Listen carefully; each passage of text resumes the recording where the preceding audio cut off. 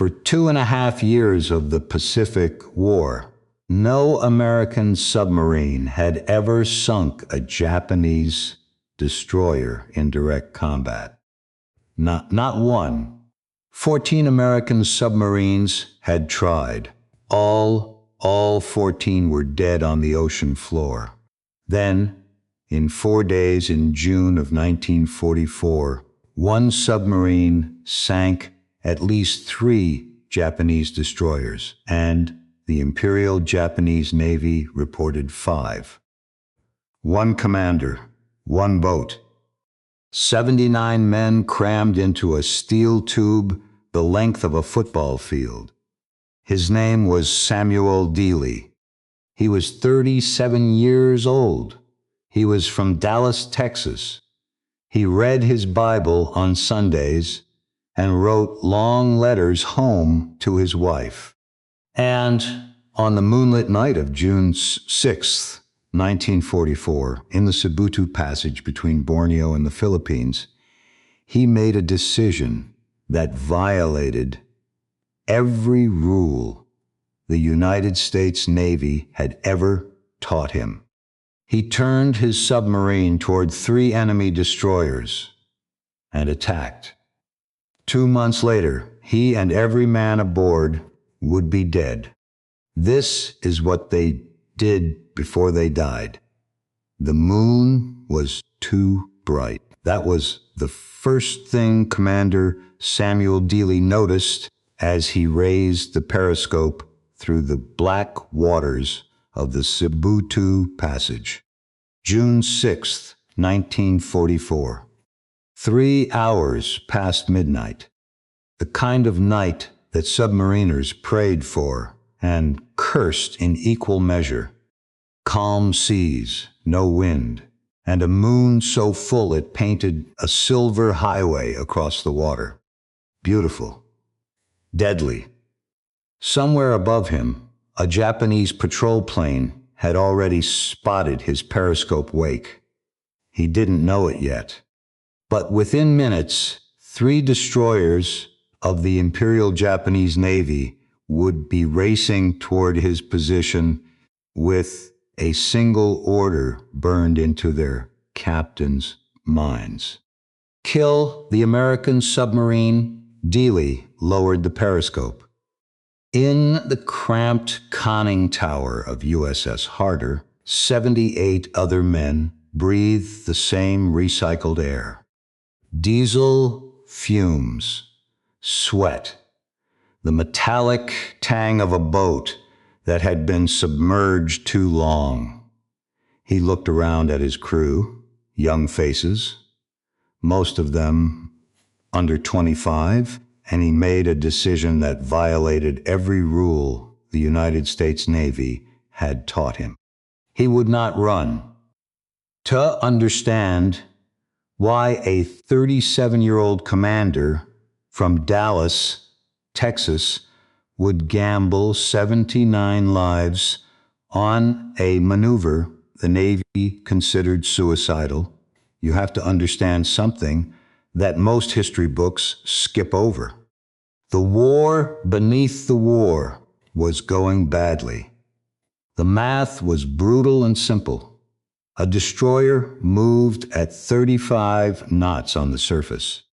A submerged submarine struggled to reach 9. When a destroyer's sonar pinged your hull, you had 2 choices: go deep and pray, or surface and die. Nobody chose to fight back. Nobody sane. And then there was the torpedo problem.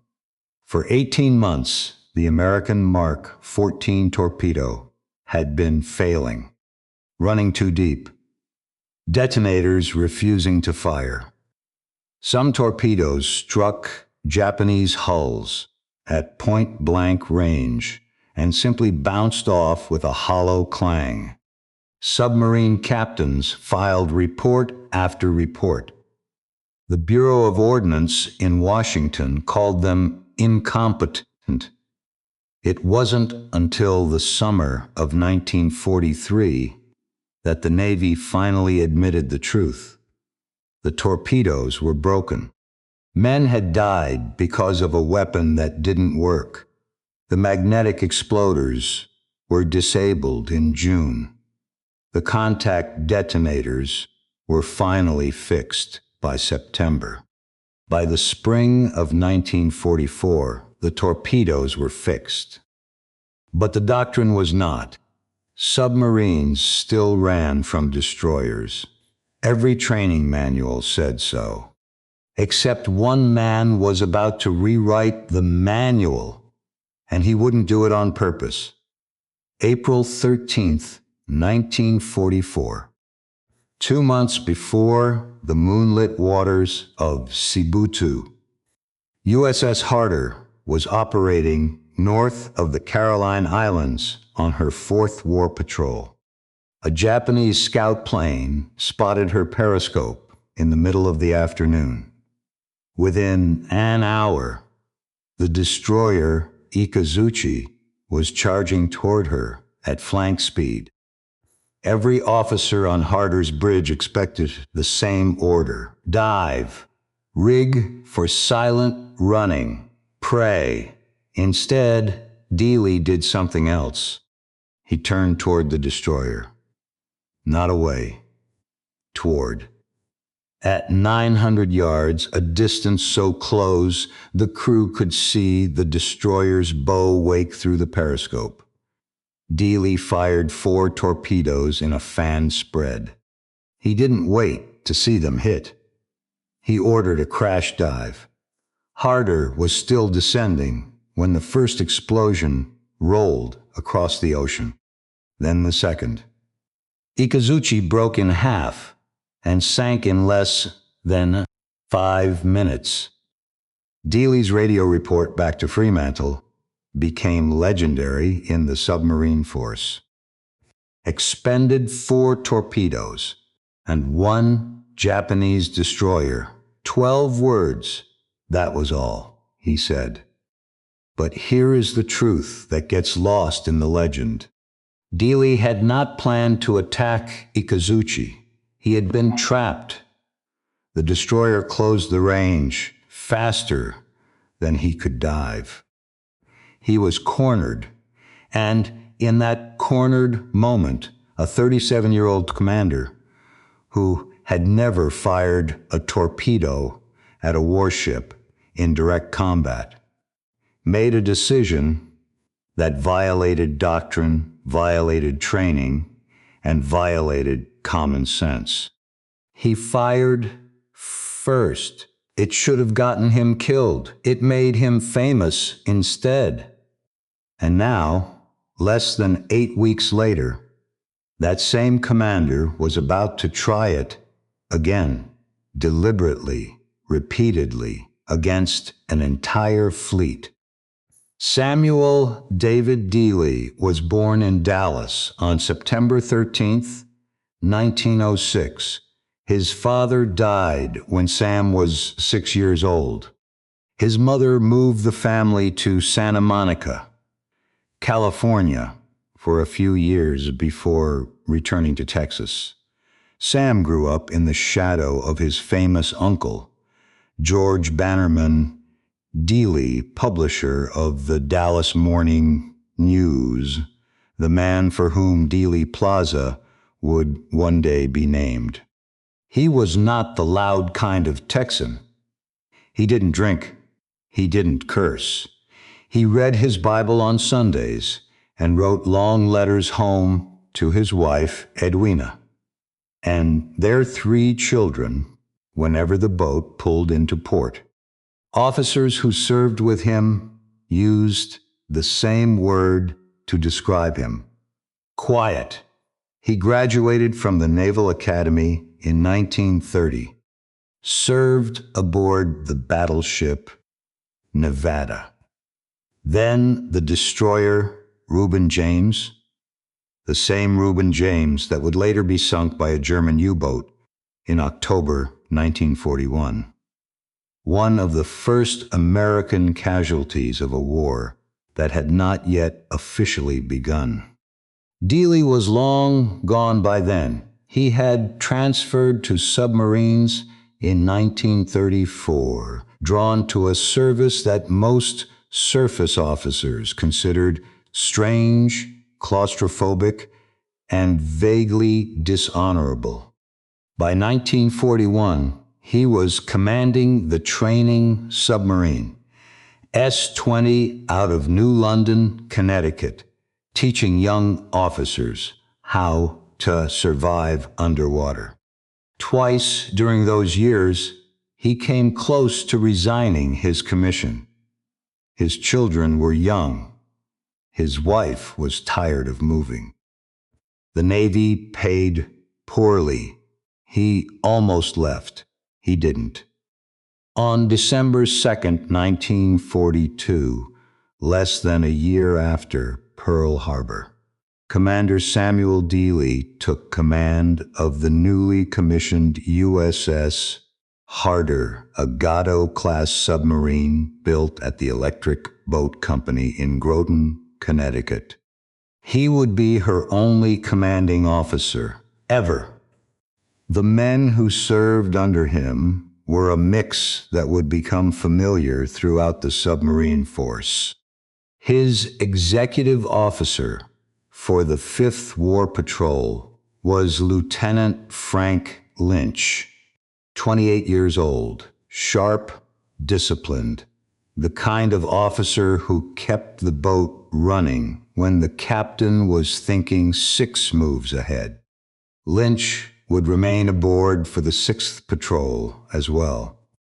Lieutenant John Maurer, 27, had been with Harder since her earliest patrols. He was one of the few officers Dealey trusted with independent tactical decisions. Remember that name, John Maurer. The radio operator was a 24-year-old kid from small-town America named Calvin Bull. Quiet, competent, the sort of enlisted man who could distinguish a Japanese destroyer's sonar signature from an escort's within 3 seconds. Bull would later earn a Bronze Star for his work during the June Patrol. 79 men in total. Farmers from Iowa, steel workers from Pennsylvania, college boys from California. They had all volunteered for submarine duty. They had all been told the odds. They volunteered anyway. Now, 7,000 miles from Dallas, Texas, the Imperial Japanese Navy was preparing for what its leaders believed would be the decisive battle of the Pacific War. Admiral Soemu Toyoda had taken command of the combined fleet on May 3, 1944. He was 59 years old, cautious by nature, and haunted by a mathematical reality. Japan was running out of ships, running out of pilots, running out of oil. If the American advance across the Central Pacific was going to be stopped, it had to be stopped soon. It had to be stopped decisively. His plan was called Operation A-Go. The concept was simple. Japan would concentrate her remaining carrier strength, 9 aircraft carriers, 5 battleships, including the super battleships Yamato and Musashi, 13 cruisers, 28 destroyers at a single anchorage close to the Borneo oil fields. When the Americans invaded the Marianas, the Japanese fleet would sortie, catch the American carriers in a coordinated air-sea trap, and destroy them in a single climactic battle. The anchorage Toyota chose was Tawi-Tawi, a small island at the southwestern tip of the Philippines, tucked between Borneo and the Sulu Sea, close to fuel.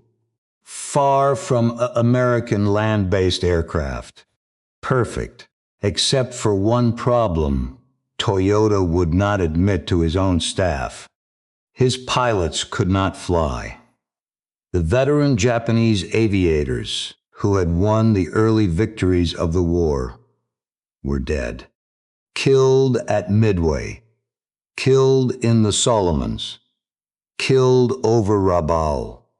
The new pilots filling their cockpits had, on average, between 2 and 6 months of flight training. Some had never landed on a carrier. Some had never fired their guns in combat. Tawi-Tawi's location, so close to the equator that trade winds refused to blow, meant the slow carriers could not generate enough headwind to launch modern aircraft for training. The combined fleet was concentrating for a decisive battle with pilots who could barely take off.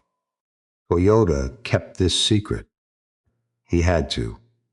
Overall command of the fleet at Tawi-Tawi went to Vice Admiral Jisaburo Ozawa, 57 years old, widely regarded as one of Japan's most capable carrier commanders. A tall, austere man who understood exactly what his fleet was missing and prepared for battle anyway. The Americans knew he was there, not because of aerial reconnaissance, because of a plane crash.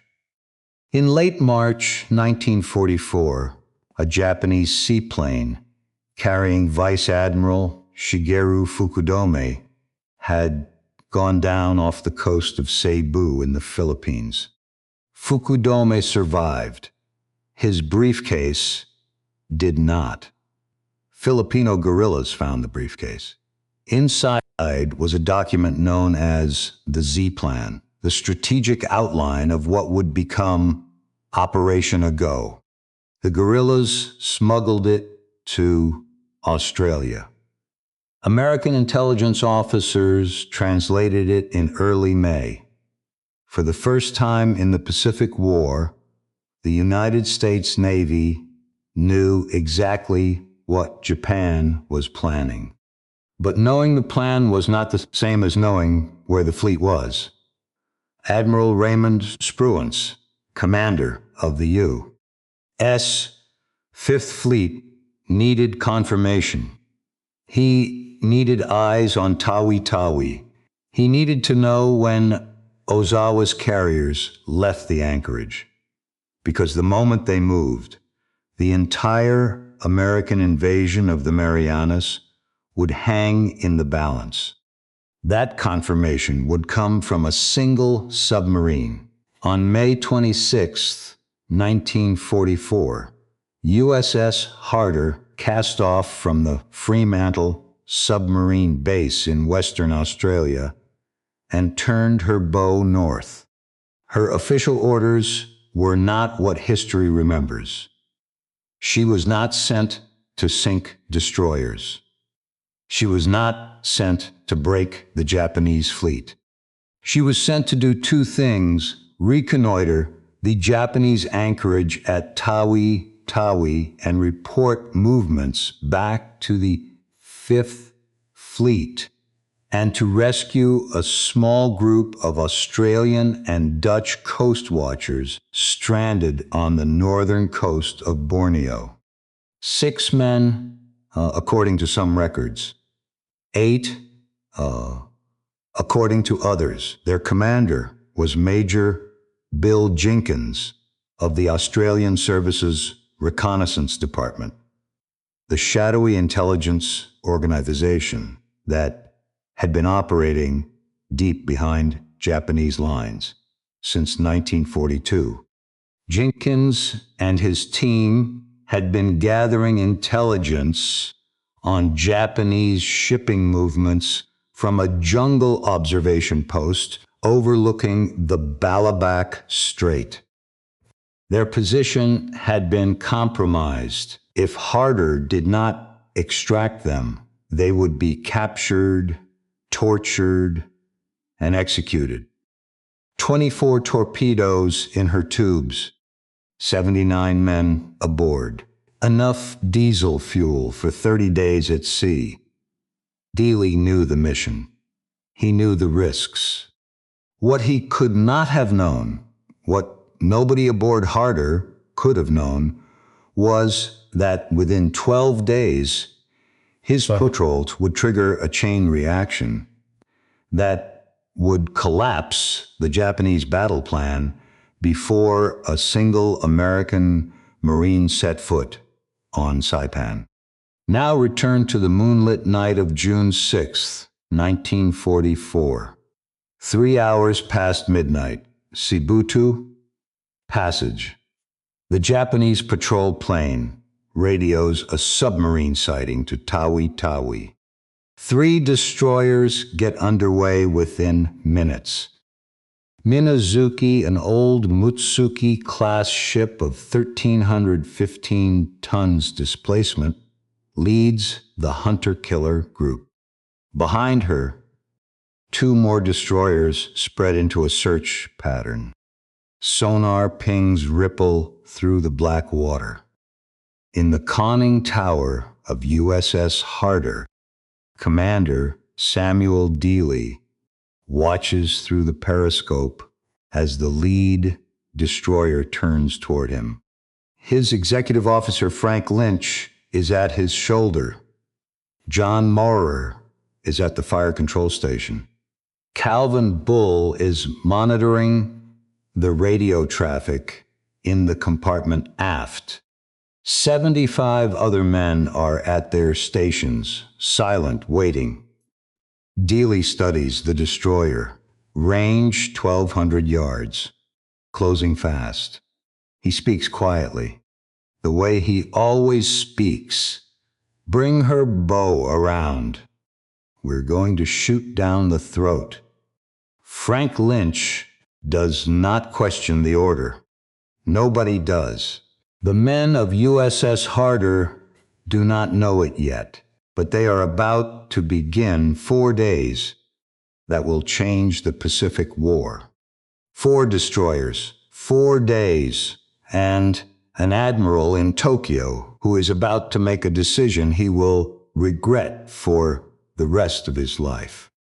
Because in Tokyo, Admiral Soimu Toyota has just received the first report of Harder's arrival in his waters.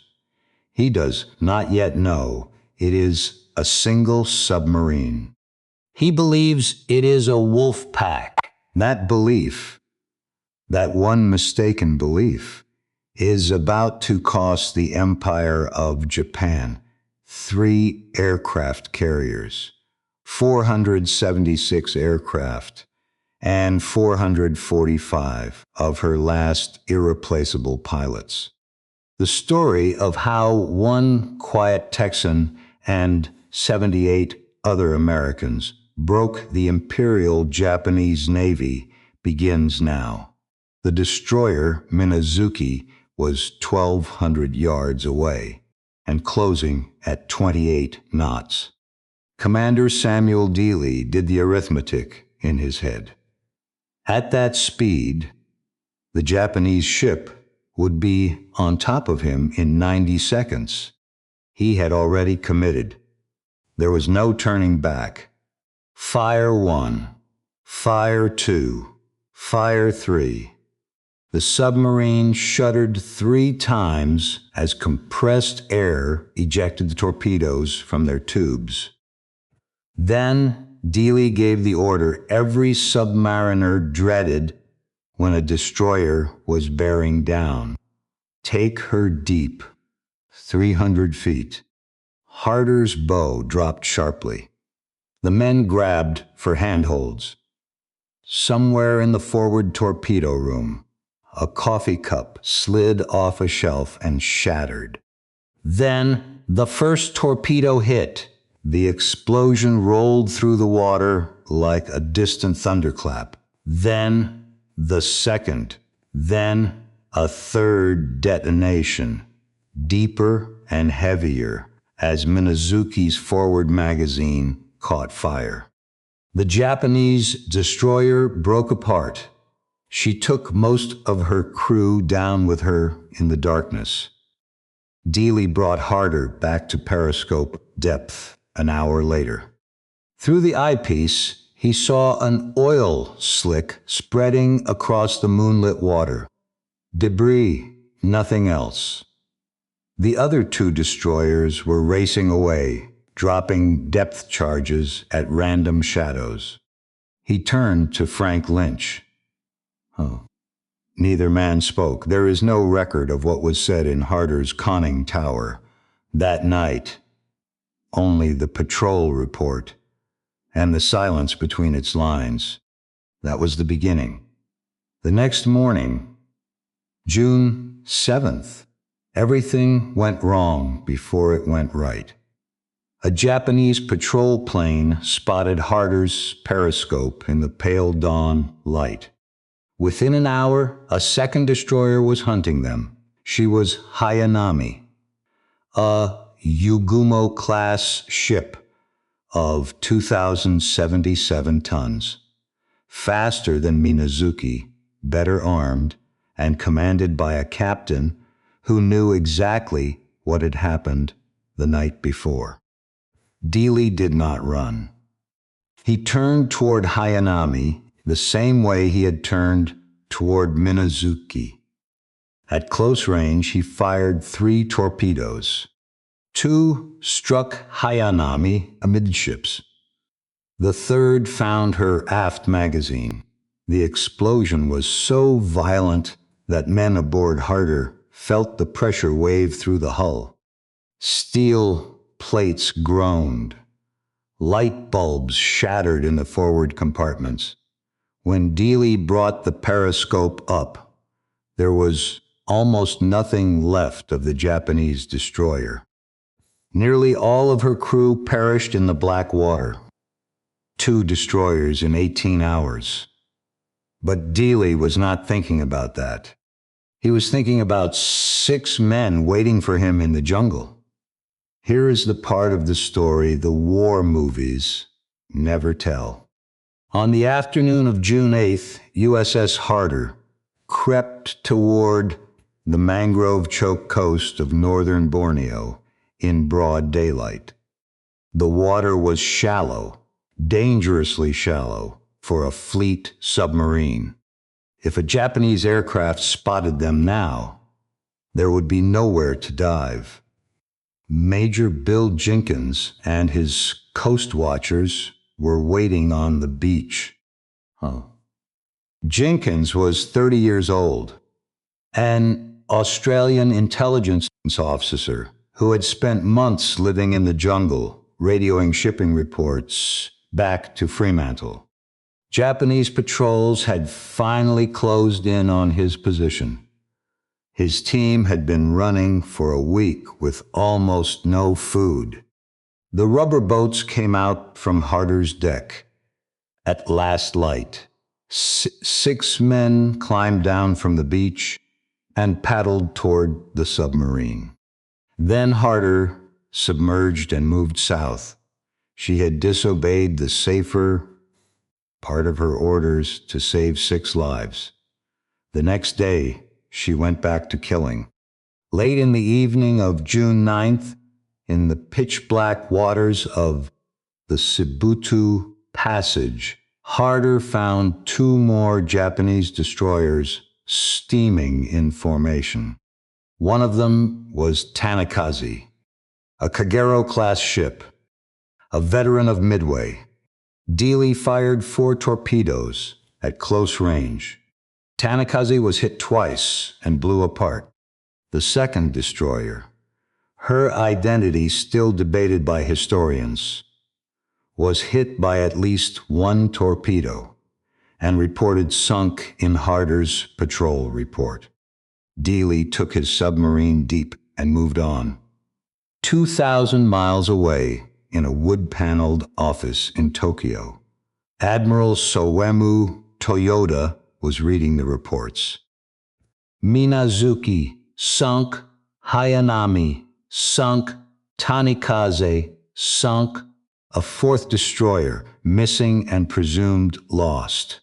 Toyota's officers had estimated the number of American submarines operating around Tawi-Tawi. Their estimate was wrong. They believed there were at least 6, possibly a Wolfpack of 8 or more, coordinating attacks from multiple directions. The Japanese admiral did not know that all 4 destroyers had been killed by a single boat.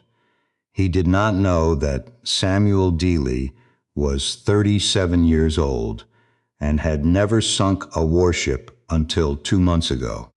He only knew that his destroyers were dying and his fleet was exposed. He began to panic. That panic, one admiral's mistaken belief about the size of the enemy, would become the most important thing Samuel Dealey ever did. On the morning of June 10th, USS Harder rose to periscope depth into a nightmare.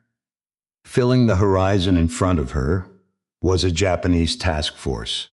3 battleships, 4 heavy cruisers, escort destroyers spread in a screen. The battleship group was steaming through the Sibutu Passage in broad daylight, a target that no American submarine commander had ever dreamed of engaging. A destroyer at the front of the screen spotted Harder's periscope. She turned. She charged. Dealey did what he always did. He turned to meet her. At 1,500 yards, he fired 3 torpedoes down the throat of the charging destroyer. Then he ordered the fastest crash dive of Harder's career. The submarine was passing beneath the Japanese ship when the torpedoes hit.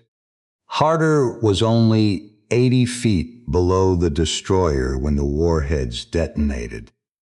The blast lifted her stern 6 feet and slammed it back down. Men were thrown against bulkheads. A rain of cork. Insulation dropped from the overhead. Frank Lynch grabbed a stanchion to keep from falling. The Japanese destroyer, whatever her name was, broke apart above them.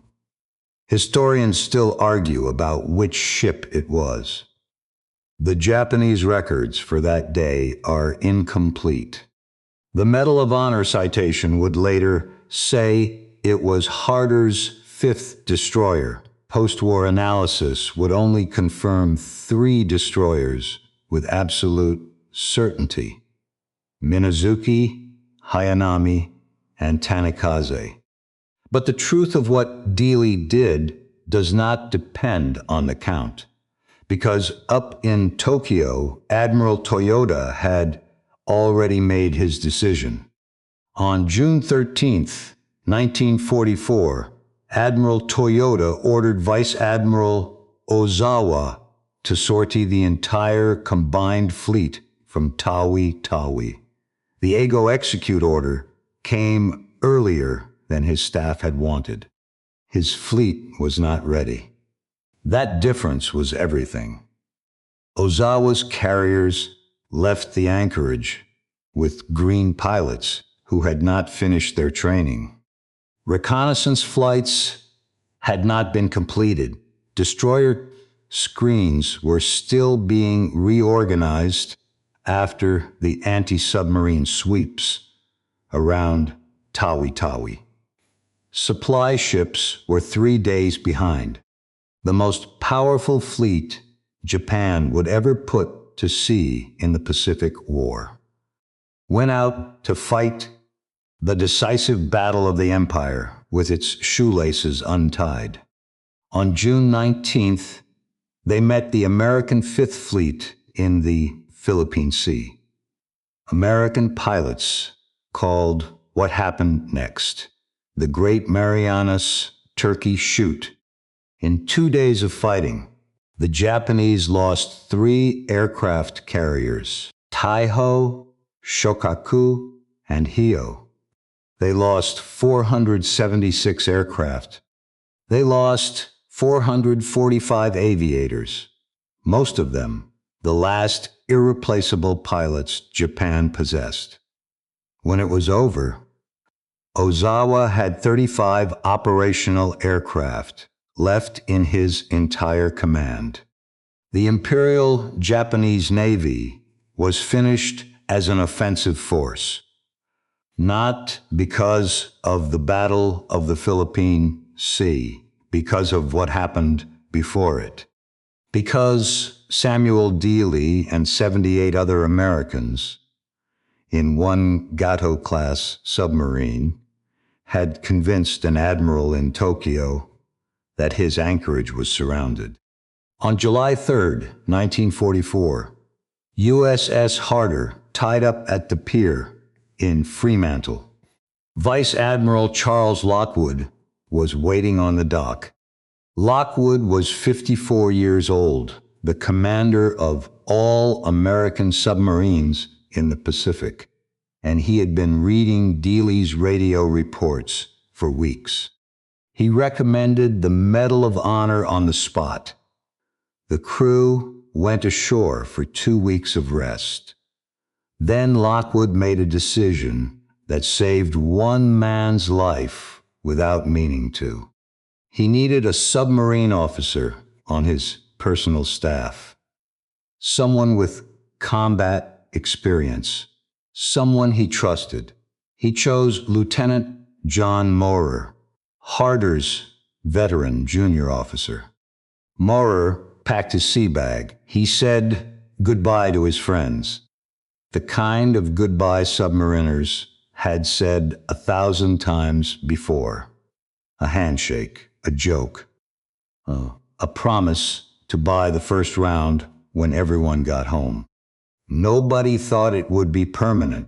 Nobody ever did.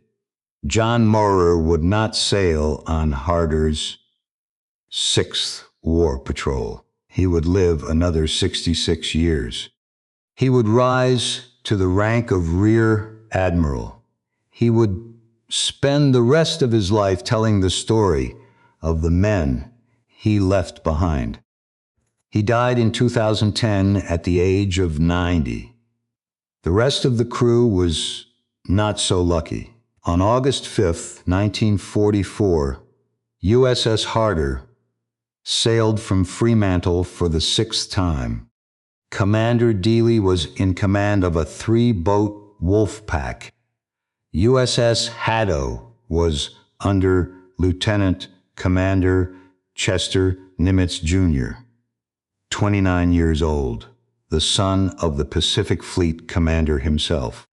USS Hake was under Commander Frank Haler. Their patrol area was the western coast of Luzon in the Philippines. For 3 weeks, they hunted convoys. On August 21st and 22nd, the Wolfpack sank 6 Japanese ships, including the frigates Matsuwa and Hiburi. Haddo expended her torpedoes and turned for home. That left Harder and Hake off Dassel Bay on the morning of August 24th, 1944. Waiting for them were 2 small warships that no submariner in the Pacific Fleet would have considered a serious threat. The first was a coastal defense vessel called Kaibokan CD-22. The second was a small patrol boat with a strange history and an American name. She had been born in Philadelphia in 1920. She had served the United States Navy for 22 years. Her name, in that other lifetime, had been USS Stewart. She was about to kill Samuel Dealey.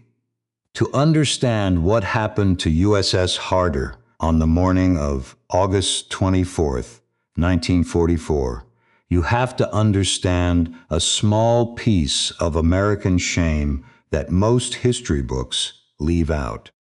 In March 1942, off the coast of Java, an old four-stack destroyer named USS Stewart was badly damaged in a night surface action against the Imperial Japanese Navy. Her crew towed her into the floating dry dock at Surabaya. Then the Dutch demolition charges failed. The Americans abandoned her. And when Japanese troops overran the port a few days later, they found a nearly intact American warship sitting in the dock, waiting for them. The Japanese repaired her. They renamed her patrol boat number 102. For the next 2 years, PB-102 hunted Allied submarines in the waters her original crew had once patrolled.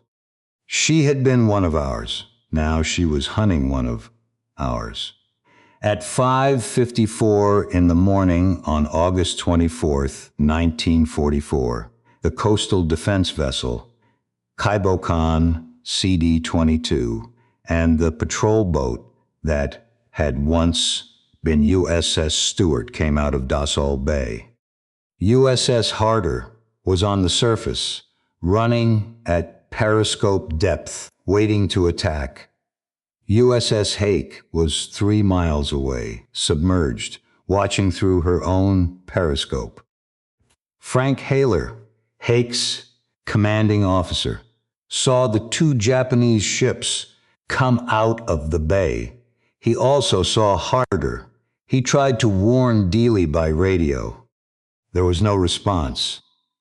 Then Kaibokan CD-22's sonar operator got a contact. He got it on Harder.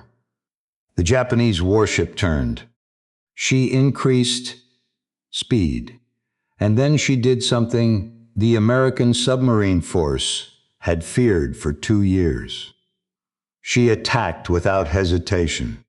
The first depth charge pattern went into the water at 6:47 in the morning.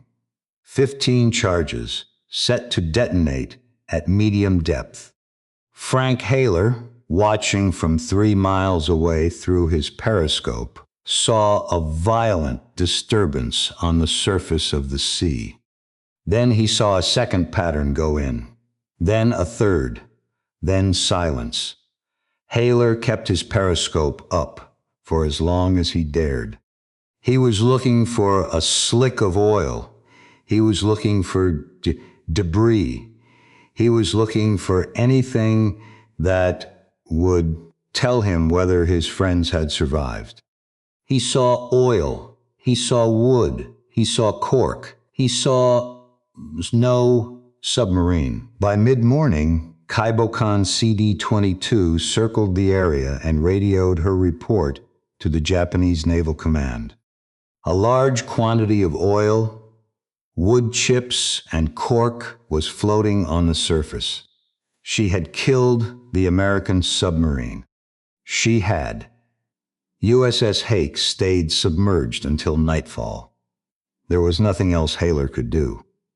The message reached Vice Admiral Charles Lockwood at Pearl Harbor on August 25th. Lockwood immediately suspended all submarine operations in the Dassel Bay area. In early September, the Navy Department officially declared USS Harder overdue and presumed lost. 79 men had gone down with her.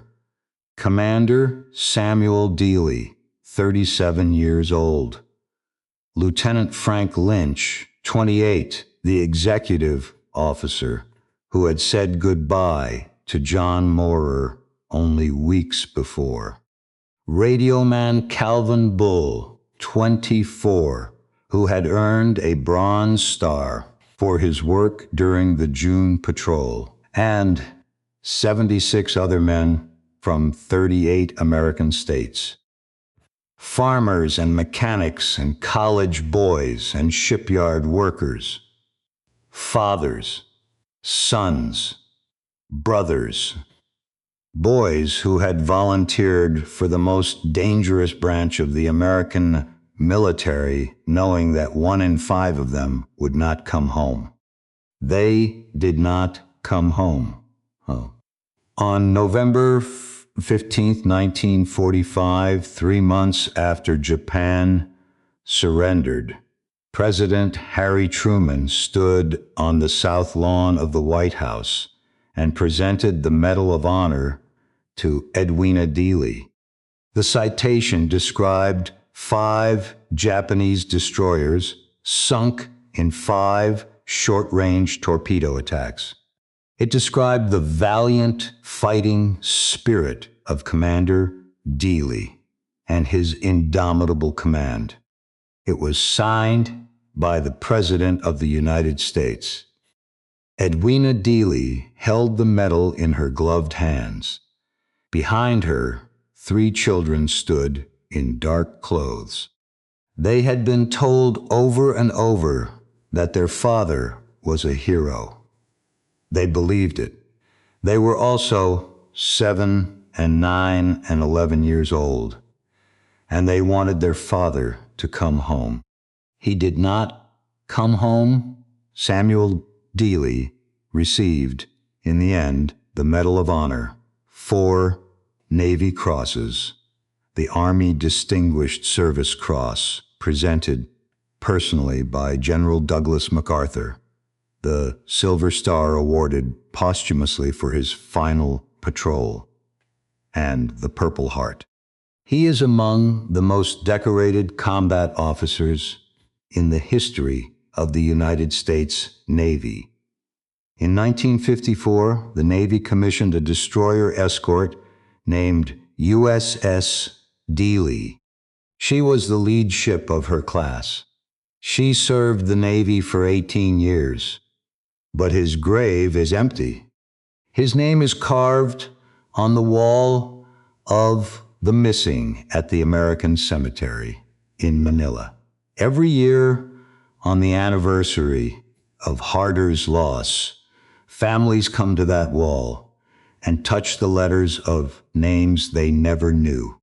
There is one more truth to tell before this story ends. For decades, the official record credited USS Harder with sinking 5 Japanese destroyers during her legendary 5th War Patrol. 5 destroyers in 4 days. The number was carved into the Medal of Honor citation. It was printed in every history book. After the war, when American investigators cross-checked Japanese naval records, they could confirm 3 destroyers with absolute certainty. Minazuki, sunk on June 6th. Hayanami, sunk on June 7th. Tanakaze, sunk on June 9th. The other 2 attacks, the destroyer in the second engagement on June 9th, and the down-the-throat shot at the task force on June 10th, could not be fully verified against Japanese records. Some ships may have been damaged. Some records may have been lost. The truth is smaller than the legend, but the truth is also larger than the count. Because the real weapon Samuel Dealey used against the Empire of Japan was not his torpedoes. It was fear. An admiral in Tokyo, staring at incomplete reports and rising casualty numbers, convinced himself that Tawi-Tawi was surrounded by American submarines. He ordered his fleet to sortie before it was ready. He sent Ozawa's carriers to sea with untrained pilots and unfinished plans. And in the Great Marianas Turkey Shoot on June 19th and 20th, 1944, the Imperial Japanese Navy lost most of what remained of her naval aviation. 3 carriers, 476 aircraft, 445 pilots. Samuel David did that with 1 submarine, and he did it whether the count was 3 destroyers or 5. That is what history remembers, if history remembers correctly. For 80 years, USS Harder rested somewhere on the floor of the South China Sea, and nobody knew exactly where. Then, on May 22nd, 2024, an underwater exploration team called the Lost 52 Project, led by a marine researcher named Tim Taylor, announced that they had found her. She was upright on the bottom, 3,750 feet below the surface, about 12 miles west of Dassel Bay. Her pressure hull was mostly intact. The damage from Kaibokan CD-22's depth charges was still visible near her conning tower. The wreck was designated a protected war grave. No salvage would be permitted. She would rest where she fell.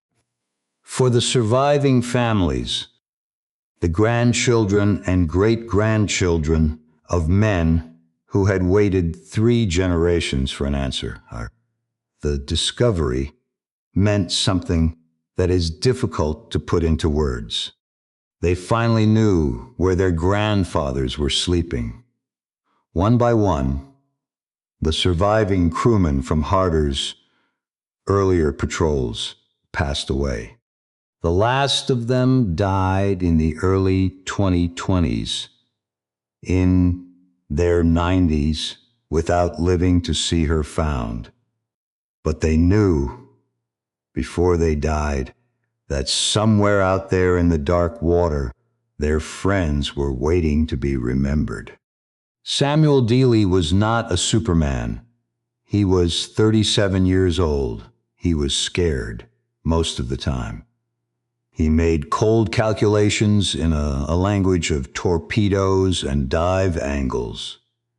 And he knew every time he gave an order that he might be killing all 78 men who trusted him. He sank at least 3 Japanese destroyers, possibly more. He gave Admiral Spruance the intelligence that helped win the Battle of the Philippine Sea. He was killed at the age of 37 by a small Japanese patrol boat and by a warship that had once been American. His body was never recovered. 79 men went down with him into the dark. And somewhere off the coast of the Philippines, in 3,750 feet of black water, USS Harder is still sitting upright on the ocean floor, exactly where she was on the morning of August 24th, 1944, waiting for the world to remember her name. Now you know it. Now they are remembered.